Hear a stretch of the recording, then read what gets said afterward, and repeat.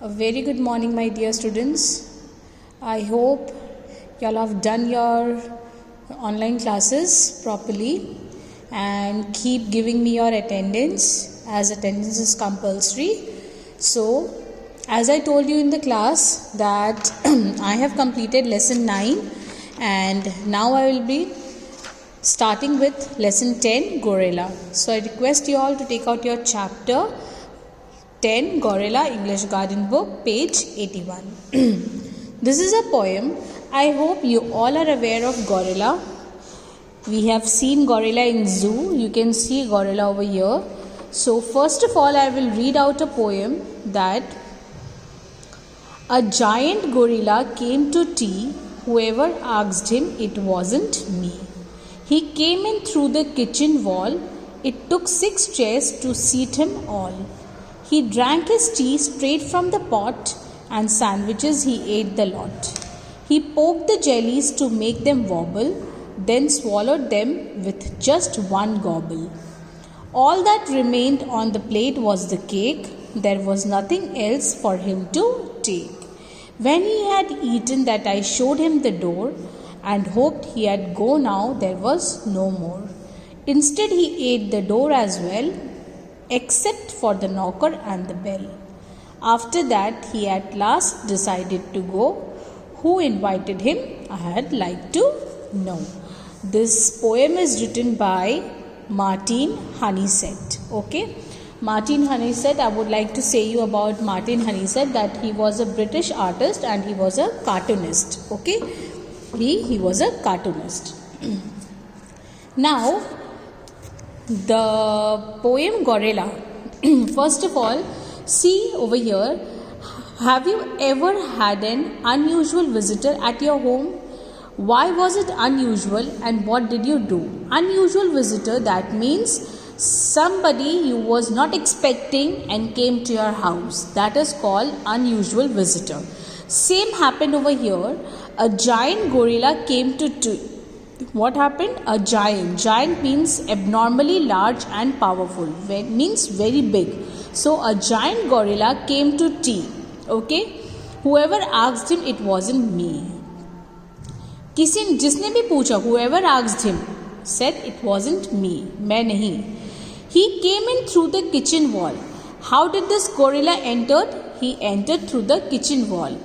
It took 6 chairs to seat him all. You can see, students, over here 1, 2, 3, 4, 5. Okay, and one more is there. So he took 6 chairs. Okay, he took 6 chairs to seat him all.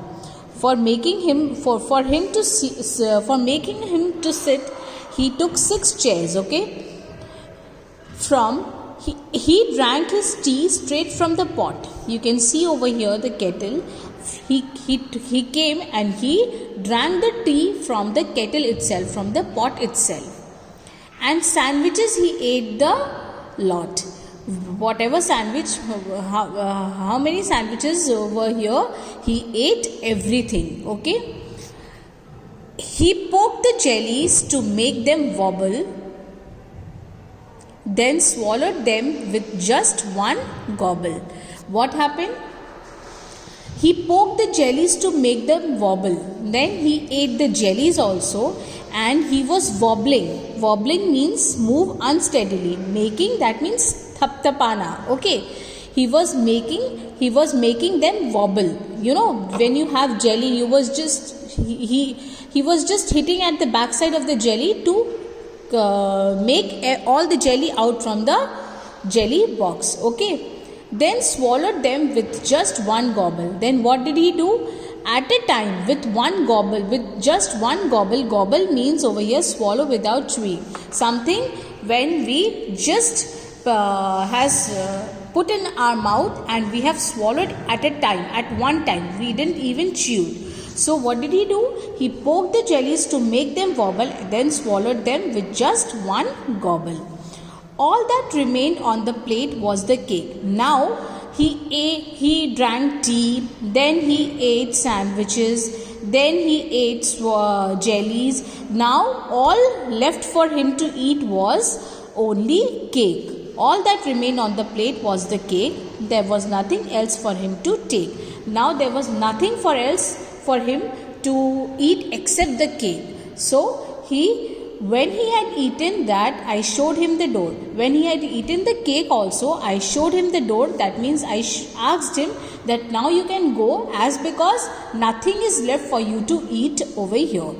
Okay, so and he hoped that now he will not come more. That means, and hoped he had go now, there was no more. Now, and the writer, that poet Martin Honeysett, thought that now he will go, as he has drank the tea, then he have eaten jellies, then he have eaten all the sandwiches. Now there is nothing left in the kitchen, and he has eaten the cake also, so nothing is left. Now he was hoping that when I showed him the door, he must have gone. Okay, so, and hoped he had gone now, there was no more. Instead, he ate the door as well. When I showed him the door, he ate the door as well. He has eaten the door also, except for the knocker and the bell. You know, knocker, that means the one with which we knock the door. Except that knocker and the ringing bell, he ate everything, whatever was in the door. After that, he at last decided to go. When he had ate the door also, at last he decided to go. Who invited him? I had like to know. Again, the writer was assuming that, was hoping that, who has invited him? I had like to know. I wanted to know that who has invited him. Okay, so means at last what happened? The poet was left wondering. At last the poet was thinking and thinking that who has invited him, who has invited this strange visitor at my house. So I hope you all are clear with the poem.